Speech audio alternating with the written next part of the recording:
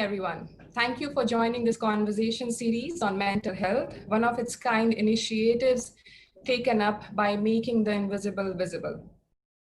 Before I start talking more, I would want to let you know that I'm currently in a hotel. I'm self-quarantining and there might be noises in the background and I hope you won't mind.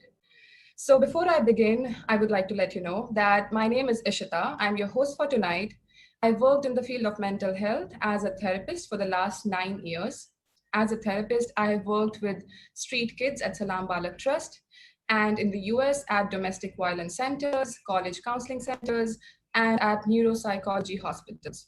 Currently, I'm on the way to finishing my PhD in clinical psychology at the University of Maryland, where I'm also teaching courses in psychology to undergraduates, and I'm training other therapists to deliver therapeutic services to the wider community. So you all must be thinking, what is this invisible visible?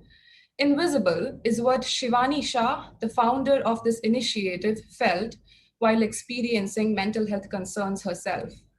Invisible is what Vikash Khatri, also the founder, felt while he was going through the most difficult phase of his life. They both felt unacknowledged, unnoticed, and unseen. One conversation, a safe space to share, people who would listen, and some support was all they required. And this is what we all need, isn't it? But the question is, do we really get that support? Unfortunately, mental health has always been invisible in our society, where we are rarely talking to each other about our struggles, about our weaknesses, about our failures, about our inadequacies. With this experience, Shivani and Vikash started on this journey to make these invisible concerns visible by creating a safe space where we can initiate sharing of personal life experiences and stories with one another. This web series has an objective to break the stigma around mental health, normalize these conversations, and bring in a sense of togetherness and hope among all of us. I'm really honored that to inaugurate this month-long series, we have Dr. Pramath Sinha with us today. Dr. Pramath Sinha is the founder and chairman of Harappa Education. Dr. Pramath has also been working in diverse fields spanning business and strategy, consulting, leadership, and academia. Passionate about education, he is the founding dean of Indian School of Business, and he also founded Ashoka University, Vedika Scholars Program, Anand Fellowship, and the Naropa Fellowship, among many others. He holds a PhD from the University of Pennsylvania. I've personally known Pramath since last 6 years when I joined the Young India Fellowship in 2014. I can't believe it's been 6 years already. Pramath has always been a source of inspiration for me and for everyone I know who has been associated with him. I have always been curious and impressed by how calm and relaxed Pramath is, as if he's somebody with no problems at all. And I refuse to believe that he won't have any problems. But I surely believe that he's great with managing these problems and coping with the stressors. So if we can have Pramath here, my first question from Pramath would be, how are you so good all the time? And how are you so cool all the time? And how do you cope with the stressors in your life? Thank you, Ishita. I think you start with the most difficult question first, is it? Paisa vasool. Interestingly, people do say that about me.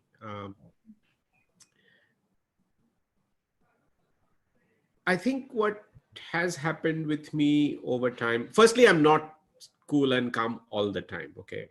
So I do occasionally lose it. I don't think I'm that enlightened or that evolved. I still feel the emotions that other people feel. I feel anger. I feel anxious. I feel disturbed, and I know that sometimes I feel so affected by things that I don't want to do anything or can't get up, or, and I think these are some of the symptoms that I have heard from people who do feel that they can get emotionally affected badly sometimes. So I do think that I feel those emotions. I know what it feels like. I think what has happened is that over the years, I've found a way to counter those emotions. Uh, and that therein lies the seeming calmness.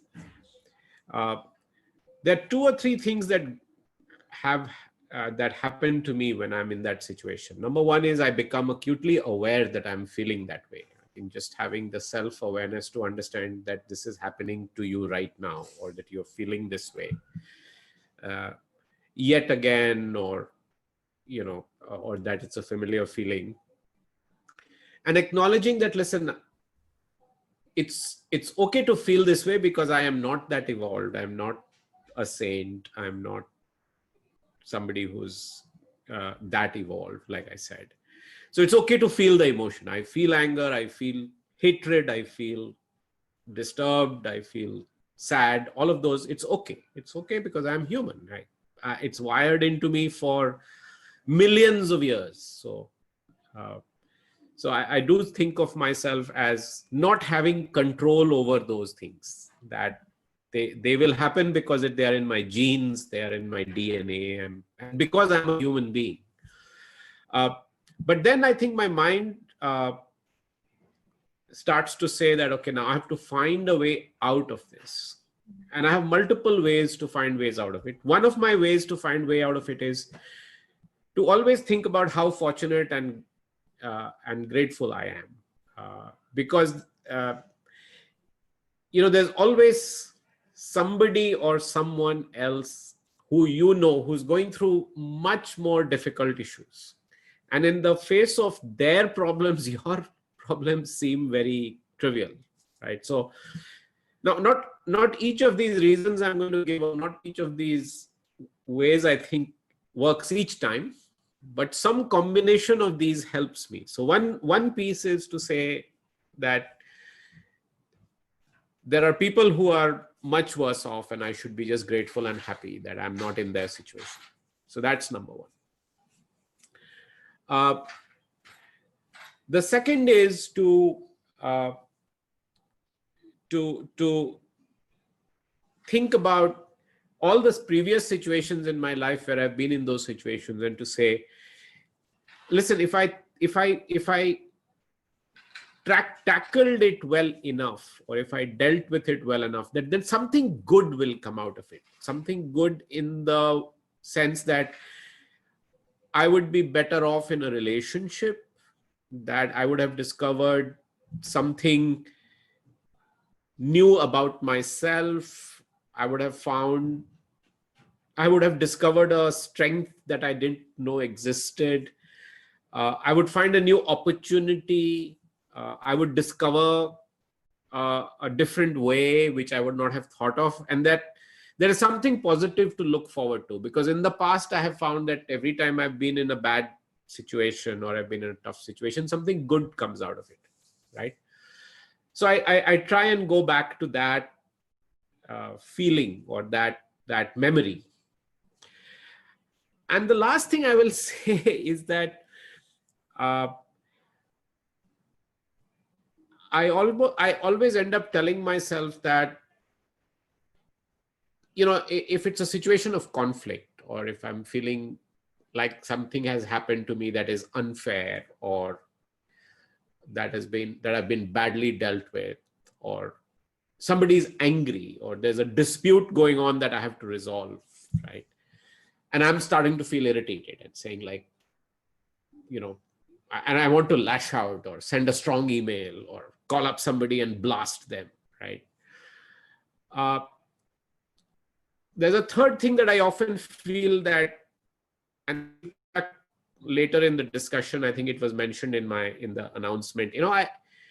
I've seen people die, and I always think about the fact that when you're on your deathbed, you don't think about this dispute that you sorted out, or there are better things to think about in life. So I just tell myself that this is so unimportant, this is so trivial that I'm not going to allow this to affect me. That it doesn't matter in the larger scheme of things. This is a slightly different point from the first point that somebody else is worse off, right? This is a point that this is such a non-event in the larger scheme of things that it doesn't really matter. And why am I wasting time on this, right? I might as well pick up the phone while I'm feeling this way and call my mother, who I don't call enough, or I don't, and do something meaningful than waste my time worrying about this. And that just calms me down. So I think those are some of the things that I do in extreme situations, which is why I tend to be very calm. But it comes at a cost, because you have to work hard at it. Does that make sense? That makes a lot of sense. That makes a lot of sense. It seems like you are human, like all of us. You have emotions. Yeah. And you're in touch with your emotions. That's the most important part. You are self-aware. You know these emotions. You have coping tools with you, and they come in handy, and some things work, some things don't work. Yes. And you also have this bigger life existentialist perspective with you, in which you know that things are not as important as they might seem in the moment, and you try to find meaning in life during those difficult times.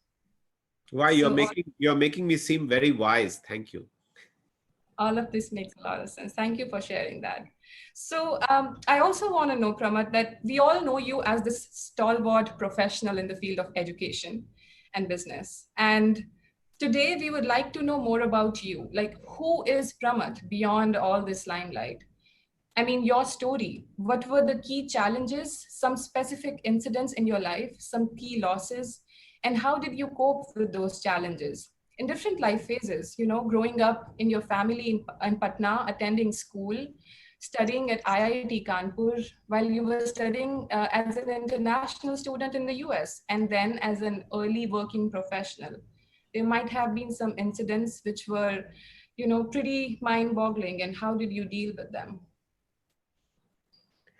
Well, there are many. Maybe I'll do this in chronological order. If I talk too much, stop me, because I can, when you're telling your stories, then, you can go on and on. Let me see, where do I start? In general, I had a pretty happy childhood. So I was lucky to, be in one school, and it was a decent school. I didn't have any, it was a very nurturing place. I grew up in a happy home. But I think the first big setback that I remember is that I was very much the youngest in our family. And we had a pretty traditional upbringing. We are from Bihar, from Patna. And I had three older sisters, so much older, 14, 11, and 8 years older. So I was the baby in the family. They were already kind of, in my first memories, my oldest sister had already passed out of school. Right? And, all my sisters were studying to become wives. They were all studying English literature, and they would go for cooking classes. And my parents would talk about, their clothes and jewelry and getting them married. And I grew up in that kind of atmosphere, and it still persists in India in many, for many of us.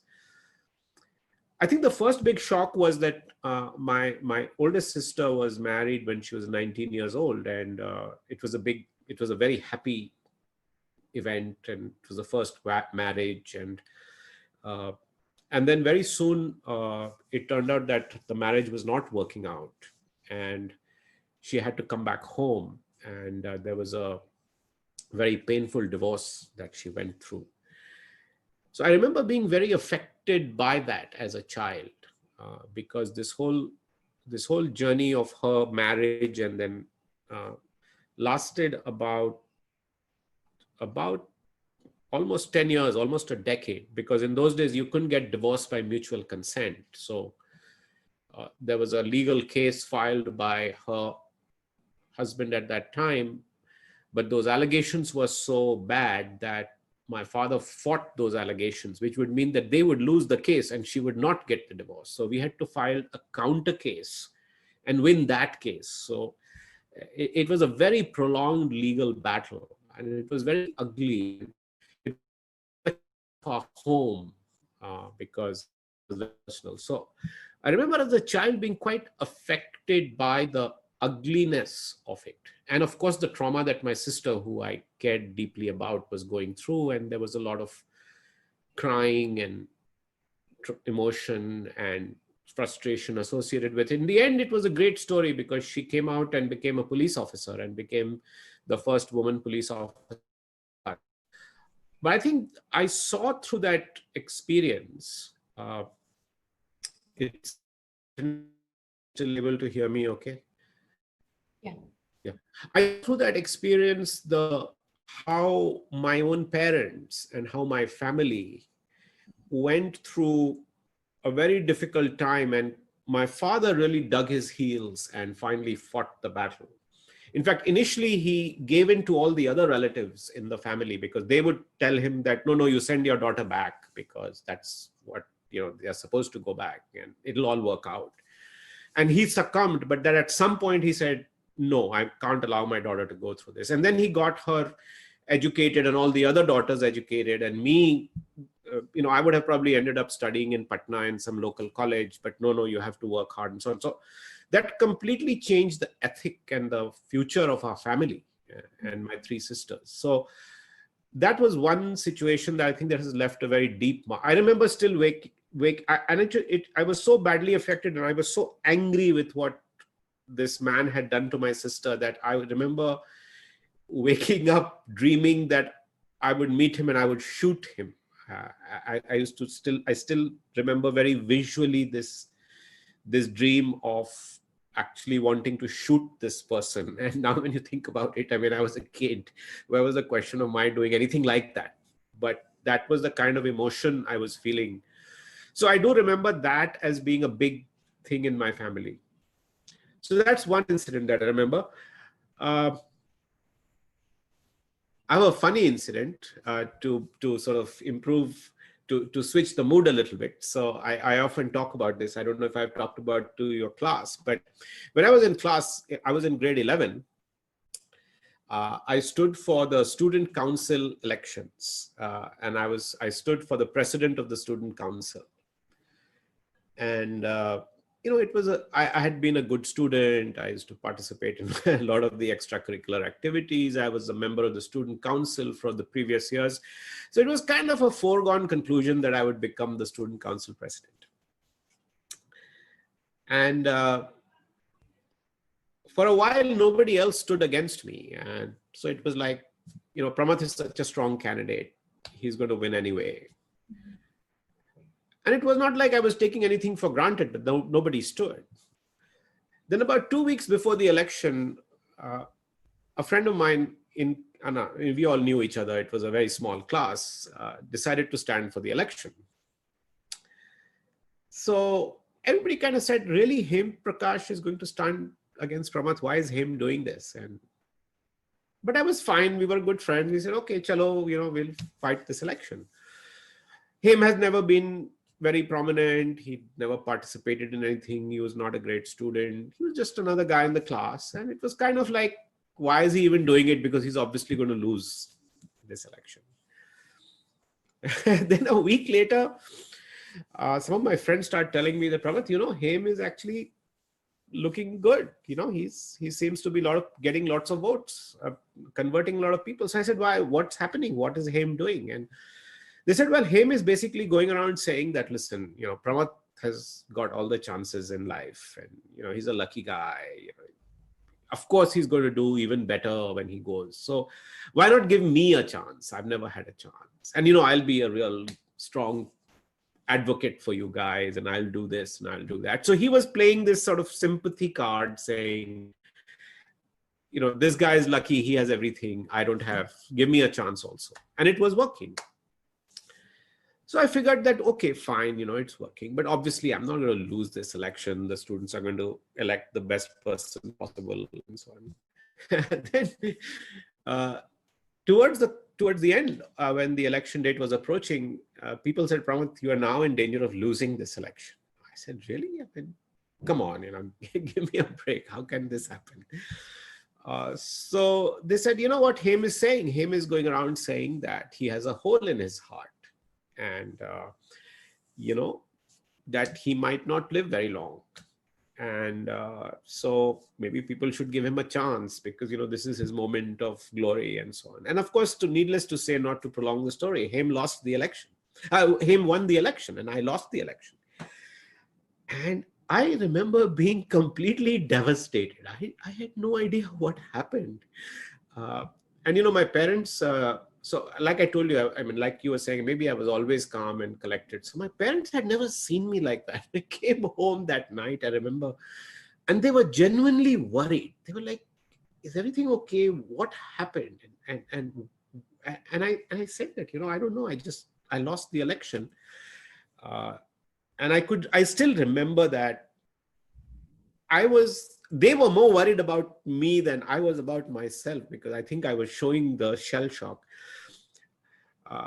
So I was pretty devastated by it, not because of anything other than the fact that I didn't see it coming. I was completely blinded by it, and I have never lost. So I learned a big lesson from that of you don't have to be arrogant, or you don't have to be strutting around saying I'm winning anyway. It's what you think in your mind. In my mind, I never estimated. I completely underestimated that Haim could actually beat me. And in that sense, I was being arrogant. In that sense, I was assuming that I was sort of I couldn't be defeated, right? So I learned the lesson from that day. So the trauma part of it in your psychological language is that I have never ever fought an election again. So a lot of people see me in this kurta pajama and now with my beard, and they say, hey, Pramath, you should join politics, this, that. What they don't know is that I will never be a politician, because I will never run for an election. And the few times I have been elected, I've been elected unopposed. So it's okay. But I've always said to myself, I'm not a good guy for elections. So that's a funny story. But it did leave an impact on me. Do you want to keep going with stories, or do you want to ask a different question? Maybe one last small story, another very crucial event in your life, which was something that our audiences can relate with. So I'll tell you one thing that our audience can relate to is that, so I get into IIT, and you'll all say that, oh, you were so lucky you got there. What is this story? But I'll tell you, even in these places where you assume that, oh, somebody achieved something, it can be very traumatic. So I show up there, but what had happened was that I show up at IIT Kanpur, and my JEE rank was 994. Now, IIT Kanpur in my days was like, the best IIT. So only the brightest went to IIT Kanpur. So here I show up there. Obviously, I wanted to go to IIT Kanpur because it had a big name. But then I realized that I'm almost like the lowest in the order, because I'm one of the lowest rankers that year. So right from the ragging and in all the discussion, it was like, oh, 994, this is like a telephone number. Ye bhi koi rank hota hai. So I was really surprised that on one hand, the whole world was celebrating and giving me all the great wishing me best and so on, and congratulating me and celebrating my achievement. And here I was being basically put down as a guy who didn't deserve to be there, or that was at least at the bottom rung. Anyway, I thought, chalo, what happens? Rank se kya hota hai? I will prove myself. So in the first quiz, we used to get these surprise quizzes. Now in school, I had never got a quiz. I didn't know what a quiz was, right? I mean, we used to get exams. There was midterm exams, final exams. So I got in the first physics quiz, I remember those of you who are science students, it's a simple relative velocity problem. There's a train going this way, a bird flying that way, calculate something or the other. I froze, right? I mean, it was a surprise quiz. I was already feeling that I was not smart, right? Your confidence is shaken a little bit. You've never seen a surprise quiz. Oh, I didn't study. You cannot do, and you can actually solve it, but you're frozen. And so I got a 0 on the quiz. Now the truth is, if you're a half decent student, you've never got a 0 through school, right? I mean, you managed. कुछ तो marks आ जाते थे. अच्छे ही आ जाते थे, but you never got a 0. So you first time in the life you get 0, you're like, again, you're traumatized. And then my physics instructor, we used to have the tutorial system. So the tutor was this very famous professor, and he used to smoke a pipe. So he comes to me and he looks at me and he says, Sinha, ye to chalega nahi. So when he said that, he may be just joking or whatever. But when he said that, I assumed he was saying, yaar, you are not good enough. Yaar, you can't survive here, right? So now this was a second kind of setback after being told that your rank is like a telephone number. And then what happens? I fall sick with jaundice. So I fall sick with jaundice. I have to go home. I miss classes for, 2, 3, 4 weeks.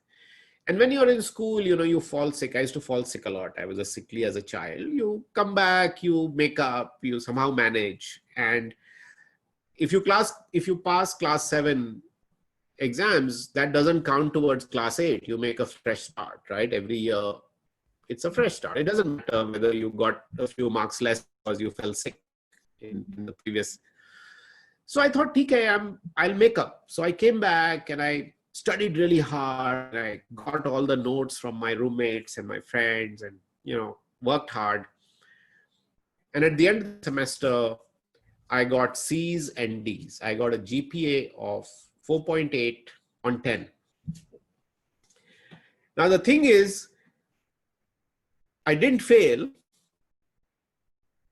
I barely passed, and I passed in everything. And then I realized that, I would have been better off, one, if I had dropped the semester and retaken those classes. And even if I had failed, I would actually get a chance to repeat my courses. But now I was in a trap where I had got C's and D's and I couldn't repeat the courses because I hadn't failed. And now I was saddled with a 4.8 GPA, and it was now a cumulative grade point average. So that first semester marks would affect my overall marks. So even if I did really well, I would barely be able to cross an 8.0 or something. If I got all A's for the remaining 7 semesters, I may have inched close to 9, but there was no way I would go over 9. And this meant that all my aspirations of going to a top school in the US to study for a master's, which was the aspiration that I had to go to a Stanford or a Berkeley or an MIT or a Caltech after my engineering degree, were completely dashed within 4 months of going to IIT. And I had 3.5 more years to live, knowing full well that my chances were gone, right? That was pretty tough because you know that you are damned, right? I mean, at least in your own mind. Of course, I was not. And I look back on it and it's a learning experience and I survived and I did well. But my point is that I really felt like, 1, my rank was low. 2, I was not doing well. 3, I got such bad grades that, and then you also think about your poor judgment, right? Nobody advised me. I never took anybody's advice. I just sort of carried on as if, and this happens to a lot of young people, right? There's nobody in your family. My parents had never done engineering or science or IIT. They didn't understand grade point averages or the fact that you could drop a semester and still be fine. I could have dropped a year and done much better. So I know, some things like this have happened to many people, I'm sure, in their lives. But yeah, I think that was a pretty big deal for me. In fact, what happened there has really had a big impact in the way I've built educational institutions. Because for me, entry on an entrance test is a complete no-no. I mean, it makes zero sense, and especially because it's almost like they brand you for life, right? I mean, you have your rank. I still remember my JEE rank as if it's written on my head. I mean, who decides whether you are good or bad based on your JEE rank, for God's sake, or for any rank or any mark for that matter? So that's and then the other thing that we tend to do is, based on that rank, you get to study what you're supposed to study. I mean, this is the stupidest rule in the world, right?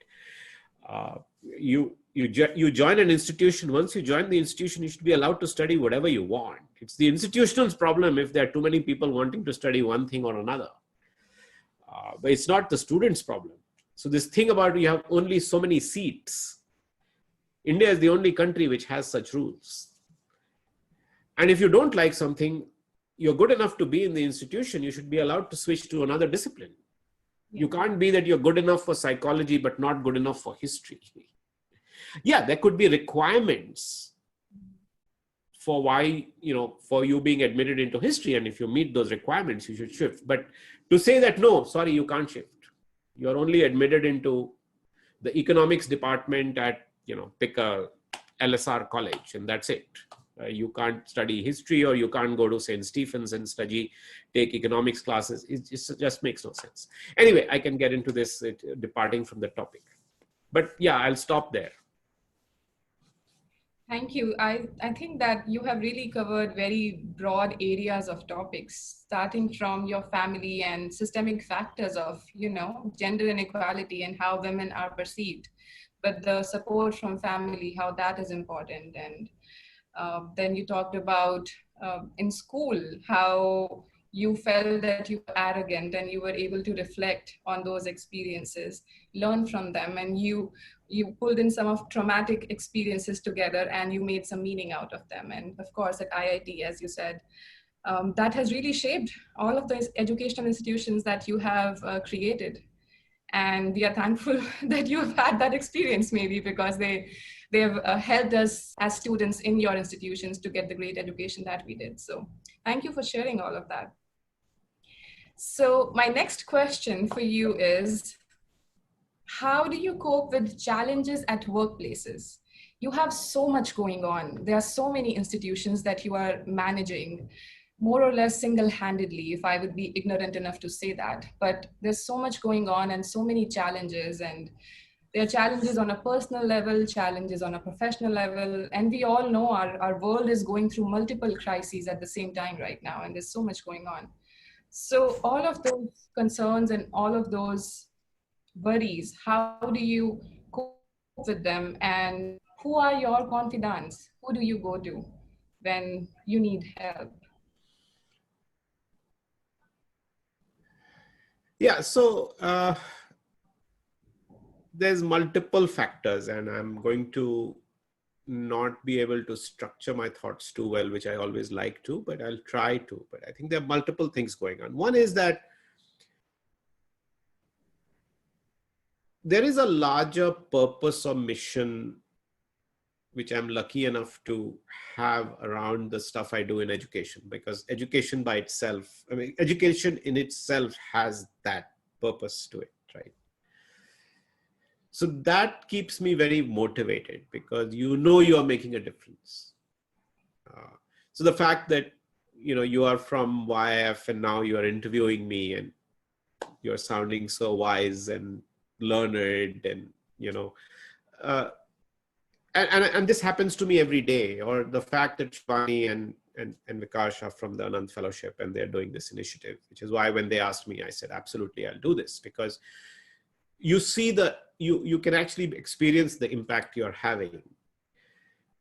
So that keeps me going and that keeps me sane. And I know that there's a larger purpose. So every day there is some problem or the other, right? And you say, why am I doing this? And why do I have to take another institution on? Right? I mean, there's enough problems with one. So that's when I remind myself that, listen, this is not about the institution. This is not about me doing another institution. This is about me having impact on a larger group of people. Now that may still sound a little bit selfish and pretentious, right? Because at some level, you're doing it for yourself and but I think that level of selfishness is okay, right? To say that, listen, I also need something to keep me going. So it's not that I'm flaunting the fact that I'm building so many institutions, but at least to be knowing that, listen, you're doing it for a larger purpose rather than just putting your name across multiple things that you can repeat on a CV or when you introduce me. I think the second, so that's one big thing that keeps me sane and helps me manage across these. I think the second is that I have always believed that, and this is what people did to me, is that you bring in good people, you empower them, and you let them do what, give them broad direction, but let them do it their way. But be prepared that they will screw up and they will goof up. And then be prepared that your role is to back them up and coach them. But if you are going to do multiple things, you're not going to be able to do it yourself. So be prepared that you will have to do it with others. And if others are going to do it, they're not going to do it your way. They're going to do it their way. And just as you screwed up and you goofed when you were given independence, they will also. And so there you have to be there to protect them and pick them up. Now, if they continue to do it badly, then of course you will have to intervene and say, sorry, I'm going to have to replace you or bring somebody else. But I think it's okay to, the only way you can do this is by trusting people, empowering them, letting them fail, but being there to support them and pick them up when they are following or stop them from tripping up. So that's how I work. I am constantly keeping an eye, but I'm not micromanaging, and that then gives me the space to do multiple things. And be prepared to intervene when you have to. Be clear that you are going to intervene, right? And the last thing I will say is that somebody taught me a very important lesson. I don't remember who taught me, but it's certainly a very big part of my life, which is whenever there is a conflict, suppose you and I have a conflict. Now, you and I also have a very special personal relationship from the time you're at YF. But it could be that if you're working with me, you and I could have a massive conflict, right? I completely disagree with what you're saying, or you could be unhappy with me and pissed off. Why is Pramath behaving this way? And this is what happens at workplaces. Most of the problems at workplaces are people conflicts because of somebody feeling that they are disrespected, that somebody else dealt with them unfairly, badly, or is being obstinate or difficult or whatever. So the way I do it, I resolve issues is in two ways. One, I say, listen, suppose there's a dispute between Ishita and me. This is a problem that has to be solved. It is not that Ishita is bad or she's incompetent or she's being unreasonable or whatever. We now have a problem. It is this problem, this thing called a problem between me and Ishita. I have to solve this problem. So I depersonalize it. And I say, I get paid to solve problems. So there's another problem, right? It's the same problem as the fact that, okay, I'm not getting enough students in my programs this year because of COVID, or we have to go online. And this is a dispute I'm having with Ishita. It's the same. It's another problem.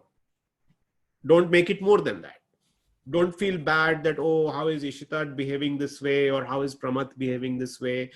And what he's just trying to put me down, or what is behind this? And, I'm working so hard and he's not respecting, don't get into all that. It's just a problem that has to be solved. Whatever the misunderstanding is a problem. So one is just separate the problem. The second is, in solving the problem,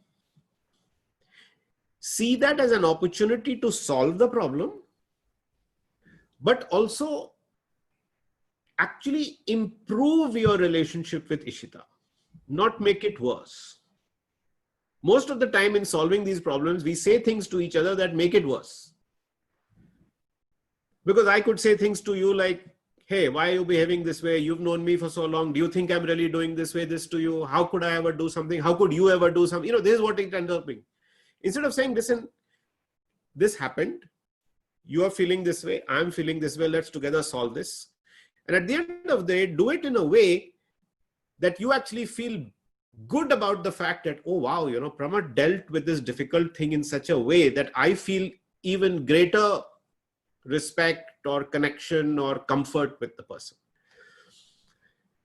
So what it essentially means is that any dispute with people, when you go into resolving that dispute, you say, okay, I have to solve it for the work and I have to solve it for the relationship. Both are as important.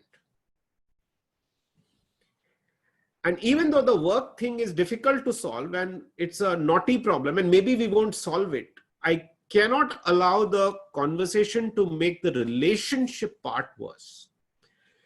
So sorry for the long answer and slightly, but I think that's the third thing that I try to do. What this does is it depersonalizes problems. I never question your intent. I don't get into why you did what you did and because you were playing politics or you were, biased or anything like that. I'm solving a problem. That's what I get paid to do. I'm solving this problem for this larger mission, not because of my relationship with you, right? And that keeps me sane. So those are some of the things that I use, but the big thing is the delegation and empowerment part, which then allows me to work on multiple things at the same time. Yes. Thank you. I think you talked a lot about being very flexible in your approach, and what we call in therapy terms is being meta, observing your thoughts as thoughts and your feelings as feelings, not really taking them for facts, and looking at problems as they are without name blaming and all of that stuff. So that's also very important. And I think as a couple therapist also, I can say that this works with couples and relationships as well, apart from work. Okay, so those were all my questions for you. I actually have 3 more questions for you, but we are running out of time. So I'm going to hand this platform over to 2 students that we have with us. These are 2 student panelists. We can see one of them right now. And we have these 2 students. One is Sai Priya from Anant University. She is a second-year Bachelor in Product Design student. She wants to share her story and talk to you. And we have Abhirag Suresh, who is doing Masters in Computer-Aided Analysis and Design at Manipal Academy of Higher Education. And he wants to answer you some questions. So I'll give the space to the 3 of you and I'll take a 10-minute break. Thank you. Hello to everybody. Thank you for joining. And so it's a real pleasure to be talking to you. And whatever you've said up to this point, I've related to so much. And you've shown beautifully on how amazing the journey could be. And I think most of us are just in the beginning of it. And the thing is, I wanted to ask you a very different question, but hearing about what you have just spoken, I think I have new ones. And the main thing is, and the really funny part is that, 1 second.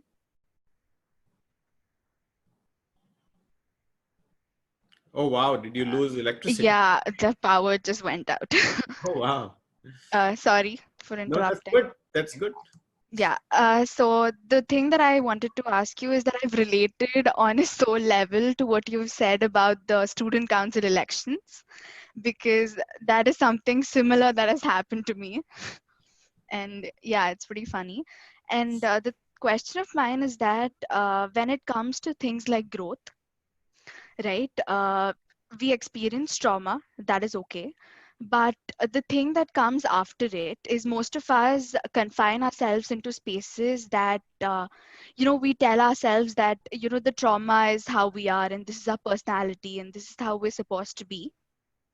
So how do you get past the stage that says that, okay, if you've gone through a certain situations, people look at you a certain way, but if you've overcome those difficulties and you become a whole new person, you have this urge, at least I do. I don't know about everyone else, but I have this urge to somehow prove myself and be like, no, I'm a total different person and I want you to see it, right?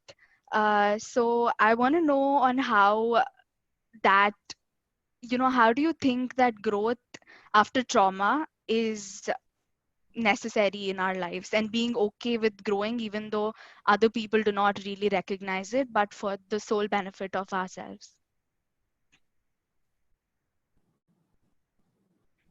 So I'd first like to understand your question better. Yeah. Uh, uh, Okay. I will just repeat it. yeah, okay, go ahead.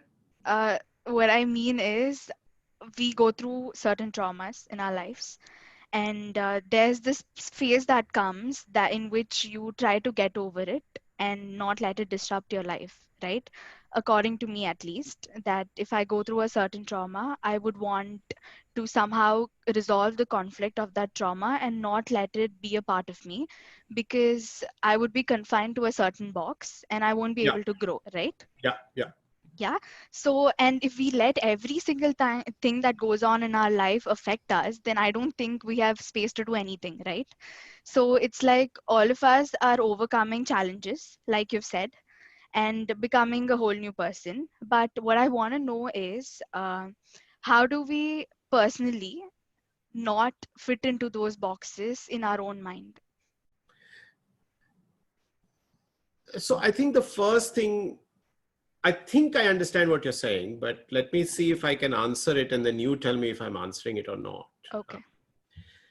So I have found that the more you try to grow or push yourself to do bigger and greater things, or all of us want to be successful, all of us want to do more things in life and take on, the more obstacles and difficulties and challenges you will face, right? Yeah. In fact, nothing is easy. Uh, Yeah. True. uh, and so I almost know that every day I am going to deal with a bunch of issues where at the end of the day, I'm going to be so exhausted and Mm-hmm. look back and say, why am I even doing this? What's the point? Uh, and I think the first thing is that awareness and acceptance that regardless of who you are and whether you are ambitious or not ambitious, you are constantly going to be affected, or you are going to have to deal with challenges all the time. You have no choice. Yeah. So you might as well get used to the idea that this is going to happen. Yeah. Where this becomes overpowering is when you don't have something larger to look forward to, something bigger to care about. So I always feel that you need to have that other thing to care about. And sometimes there's been periods in my life where I'm actually doing things which I don't want to do, and I'm hating it. And I'm like, there's no, you can't find anything positive in it, right?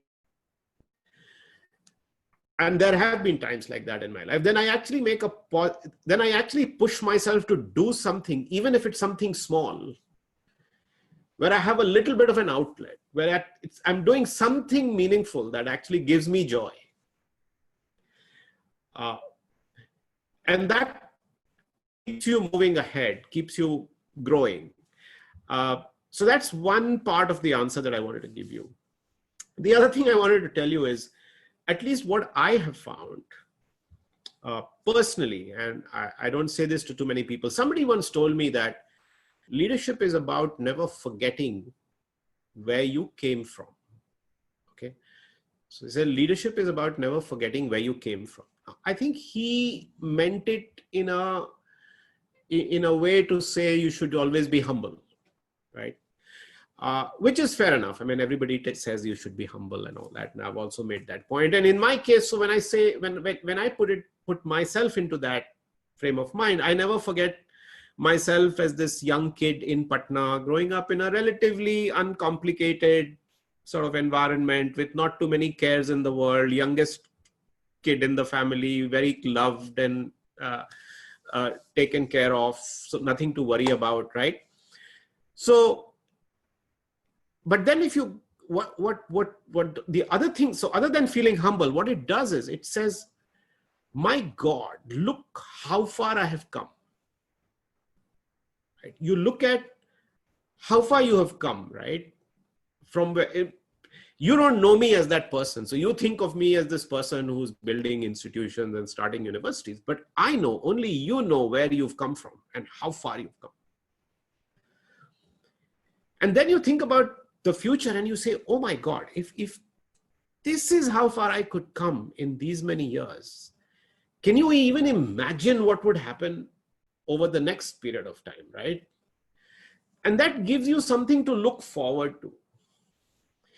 But most importantly, it also gives you a sense of excitement about what you are capable of. But more than that, what you've discovered about yourself that you didn't imagine. I mean, to make this a funny story, when I was growing up, often when people would ask me what I wanted to be, I would say I want to be a bus driver, because to me, that was the most fun and exciting thing to do. And by the way, I have driven buses in my life and it's a lot of fun, right? If any of you have driven a bus, imagine driving this massive vehicle and not knowing which way it will go when you turn the steering, and especially when you are reversing. It's a lot of fun. But the point is, that was my limited, and I'm not saying this in a funny way, I believed that was my limited capability. Now, you've discovered so much. And if somebody had told me I would build universities 30 years later, I would have said, what is that even, right? Does it even exist? So now to imagine now, if I could come this far, and it is this me who wanted to be a bus driver who can build universities, then what would that me look like 10 years out, 5 years out, right? So I think then what others think of you, or what traumas you're going through, or what challenges you're going to face kind of fade away in this excitement of what could be possible, what future could hold. Losing an election doesn't matter any longer, right? There's so much more you can do. It's limitless, actually. So I often say these things these days that, anyone can do anything. If you approach life with that mindset. Now, you have to be careful to not be unrealistic. Anyone cannot do everything. So I can't do everything. But equally, anyone can do anything if you didn't do everything. So anyway, I don't know if I'm making sense and answering your question, but I clearly have long-winded answers and I should try and limit my answers, but I hope that was helpful. I can't hear you.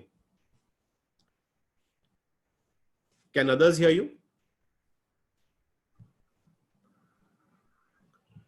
Abhirag, can you hear her? Yes, sir, I can hear her. Okay, I can hear you. I can't hear her. Okay, anyway. Abhirag, you are able to hear Saipriya? You are able to No, hear sir, no, I'm not able to. Saipriya, we are not able to hear you. It's okay, Saipriya, you can write whatever it is you want to say in the chat box and I'll convey it to Pramath, okay? Okay. Abhirag, do you want to ask Pramath some questions? Yes, sir. First of all, it's being extremely happy to ask you some questions, sir. Just like Cypre have stated, like even I was able to relate many of the stories which you have been telling to us, like the college elections, like how you, like the problems which you have faced, qualifying an IIT exam, going to IIT, there you are feeling that like you are not that much good enough, and the problems you faced. So like a thought of asking you like the challenges which you have faced and all, but as you have already answered all question, my question will be like, since you are also from an engineering background doing masters and PhD in it, why have you not opted to start an institution in engineering background, rather a business school, and later the Ashoka University, which is based on the liberal arts? Why not an engineering institute? Because even you have also pointed out in the conversation with Ishida that you are also not that much in favor of the exams which they have been facing and all. Like students should learn what they want. So what is your take on it? It's I have to tell you that while I have ambitious goals that I set for myself, the reason I haven't set up an engineering institution is, frankly, I chickened out. And the reason I chickened out is because, you see, when you set up an institution in education, the single biggest challenge and the only challenge is the challenge of finding faculty. Okay. And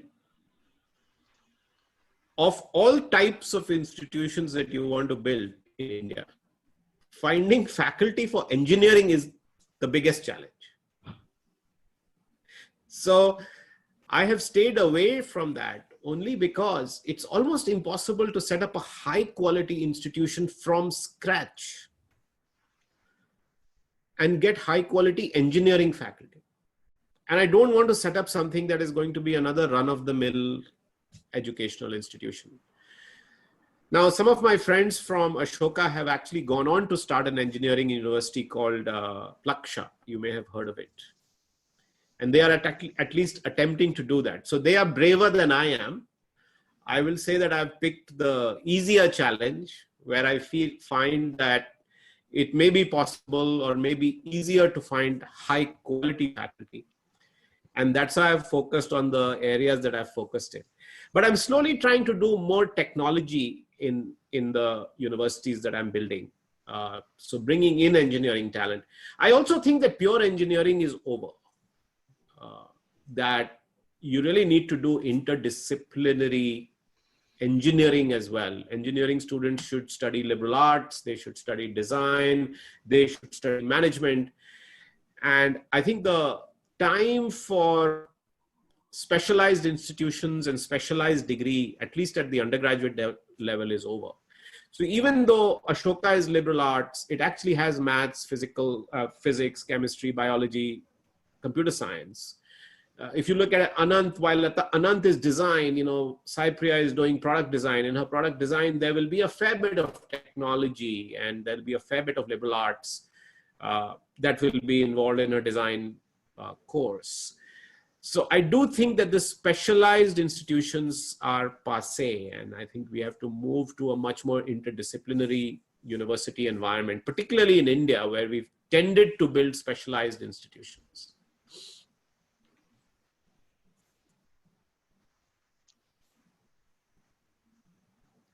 So, thank you, sir. Sir, am I kind of audible? Yeah, you're audible. The only thing that I wanted to say, that elaborate answers are absolutely beautiful because we get to learn and we're in the learning stages of our life. And thank you so much for this opportunity. Thank you, Sai Priya. Yeah, that's that. Is Ishita done with her break? I've always been there. I've never really went on break. When you are speaking, who can really go on a break? So thank you so much, Sai Priya and Abhirag, for joining us. We have some questions from the audiences, and I'll be asking you those questions for another 8 minutes or so. And I'll ask you 2 or 3 questions based on time. So the first question is, we've been talking about the lowest phases of our life. One of the audience members asked, what is the happiest moment of your life? Oh, I don't know. There've been many happy moments. I think I've been very happy whenever I see the achievements of some of our students, and yeah, and the small role that one has played in their journeys. I think I really feel happy about that. I feel very happy about being there for my friends and my family. I'm not there all the time, but at least that has been one of the goals that I've had for myself, that, while I keep doing what I'm doing, keep doing what I do from my work, I do think I feel very happy when I'm there for people when they need me. So I think that's times when I feel happy. But I think I'm happy. I'm a lazy person, so I'm happiest when I don't have to do anything. Yeah, I am actually very lazy. I love to just not do anything. I'm happiest when I'm watching anything that moves on a screen. So yeah, I love to travel. So I've been very happy when I've been traveling. I've done some wonderful treks with my sister, and those have been some very, very happy times. So yeah, I've been lucky that way to have lots of happy moments in my life. That's great. I wouldn't call I wouldn't call that experience of watching something on the screen as being lazy. I think we need to use a positive frame, and I would call it self-care. And I'm glad that you indulge in self-care. That's really important because we all need you. One last question. What prompted you to join this conversation on mental health? Well, Shivani twisted my arm. No, Thank you. I was teaching a class at Anand, and I met Shivani and Vikash there. And I was while I was teaching the class, I noticed that I was getting some Instagram posts from them, and I noticed that they had set up this initiative. So I mentioned it in class one day that it was very admirable that they were doing this. And then a few weeks ago, I think they wrote to me saying they wanted to kick off this initiative and wanted me. So I told them that, listen, I'm no mental health expert. I do understand that this is a big issue, and we obviously do a lot around well-being and mental well-being in both Anant and at Ashoka and several universities. But they insisted that I should speak. Uh, yeah, so I do think it's an important issue, and I do think that young people these days are affected by it much more than perhaps it was there in the past as well. But I think it is true that because of the pressures and the stresses and strains of modern life or current life, it's become more heightened. Uh, and I also am a big believer that it should not be treated as a stigma or people shouldn't feel. And all of us are mentally ill in some ways or unhealthy in some ways or dealing with mental challenges. So I thought that by coming here, I could actually uh, talk about some of my own challenges and see if that people could relate to them, even though I had not seen them as mental health challenges. They are not that different. It's just that I may had my own, like you said, coping mechanisms to deal with it. So I was only hoping to be helpful to the extent that some of my stories would be relatable. And they have been really relatable, and the conversations have been very enlightening. And thank you so much for that. And now we are almost in the last phase of this webinar, and we are we are going to release a poll now for everyone. It will be displayed on your screen for 1 minute. Kindly feed your responses, and the poll results will be shared with everyone in a couple of minutes.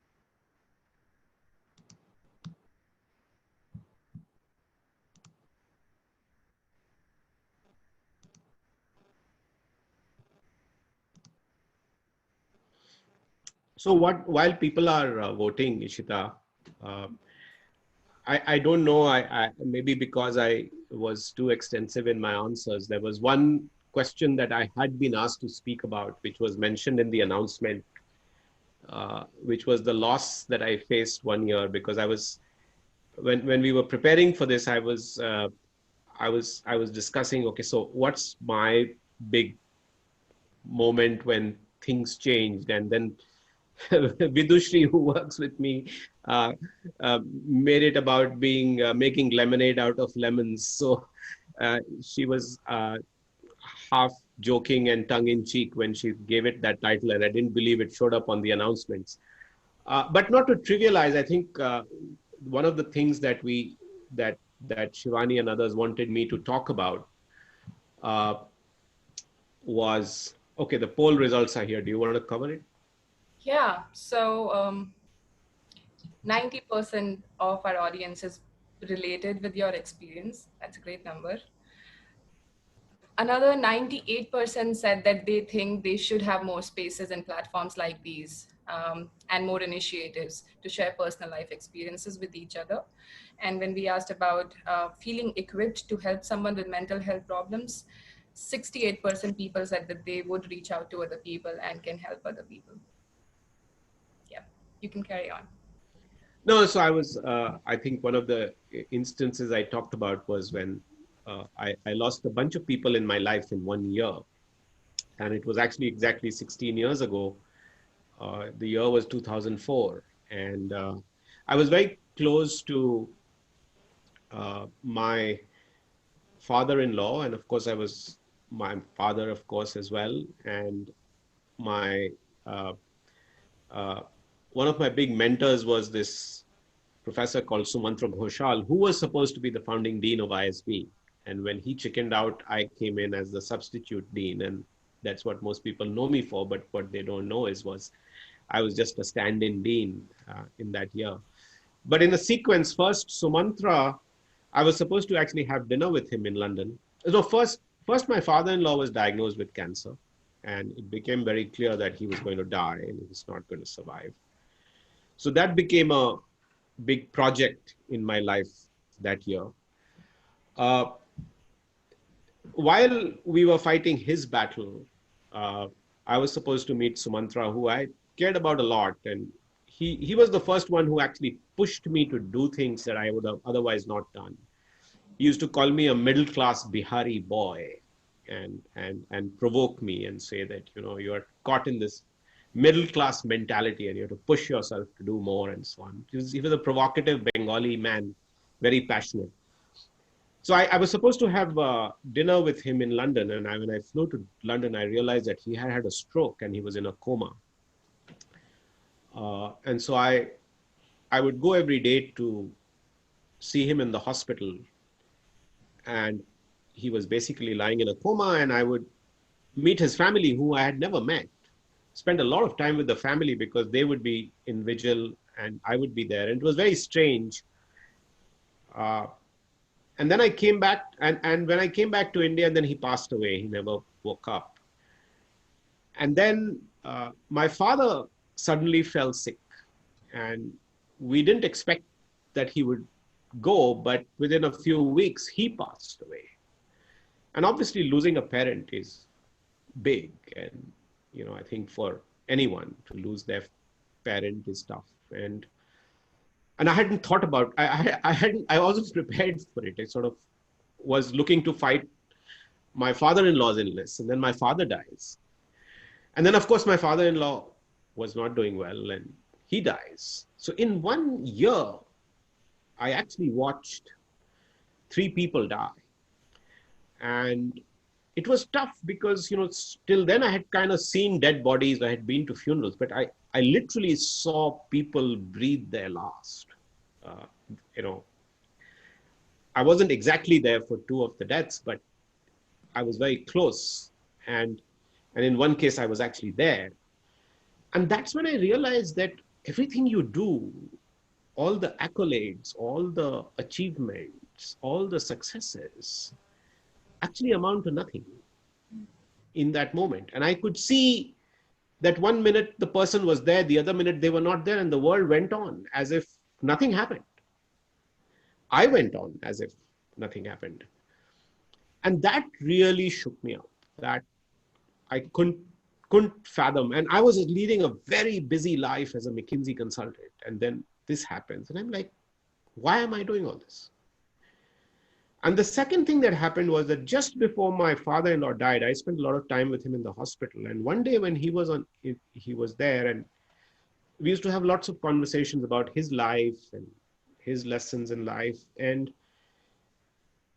the one thing he said, which I never forgotten, and he had a full life and good life. He said, I just regret that I was too careful.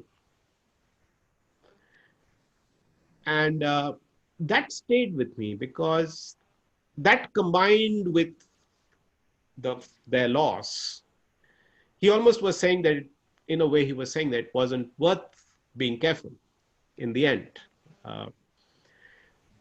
So in a funny way, I was feeling hopeless at the loss and the meaninglessness of things. But at the same time, there was this thing that, you don't want to have the regret of being too careful, whatever that meant in that context. And that completely changed. So where this making lemonade out of lemons came was because I was relating this story where, while I was very shaken by this, and after all of this was over, there was nothing to do, and these three people were gone in one space of 12 months, and I was feeling very rudderless and with not sure what to do. That's when I started to think about the fact that the only way you can live your life is to live a life which has more meaning than just the next assignment, which is really what I had been doing till then. Because you are in your 30s and I was in my early 40s, and all you were looking to do is solve the next thing and get to the next thing and get to the next thing. You don't really sit back and say, where is all this headed?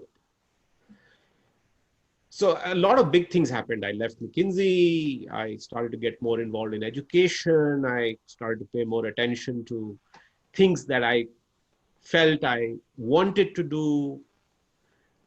Started going on these treks. So looking back, while it was probably the worst year for me personally, it changed my life. And I do think that there is some truth to saying that those experiences make you think of unpleasant, unfortunate, difficult incidents as a time where you can actually really sit back, reflect, and come out of them feeling much stronger, with a renewed purpose, with clearer direction and clarity about where you want to go. Now, you wouldn't still wish that on anyone, because just to discover that, if you could just discover that without the pain. But equally, I think it is in the moments of great loss and great setbacks and great pain that the biggest insights and the biggest learnings and the biggest growth come from. And I think that was really the purpose of today's. So I'm sorry to prolong this, but I felt like if people saw that on the announcement and I never talked about it, it would feel like unfinished business. And I wanted to just cover that off. No, thank you so much. I mean, it takes a lot of courage to be vulnerable in front of audiences, in front of a live Facebook video going on right now. And you've talked about some of the most vulnerable parts of your life. And that's what we need. We need people to be able to feel vulnerable and feel comfortable and have that safe space and talk. And I can definitely relate with your experiences. These experiences, the most tough experiences, are the ones that help set our values straight and give our life a new meaning and tell us that there's more to life than just the next assignment. So thank you so much for sharing that. Next time I'm interviewing you. Okay, I look forward to that.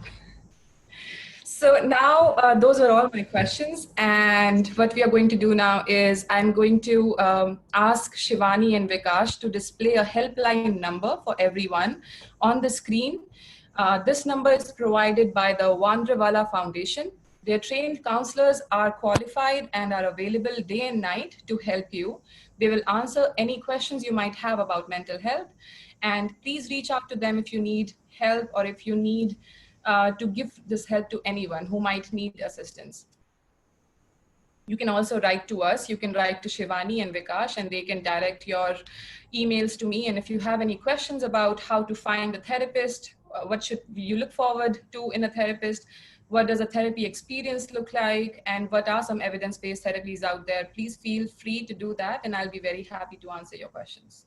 Now I'll hand the space over to Shivani and Vikash, the founders of Making the Invisible Visible, and it's all yours now.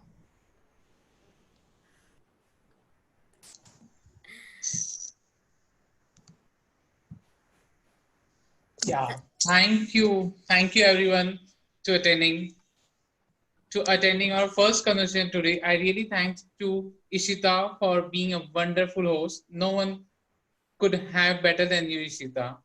I would like to extend my gratitude to Dr. Sinha for being really brave and opening up about some of the very personal experience in front of all of us.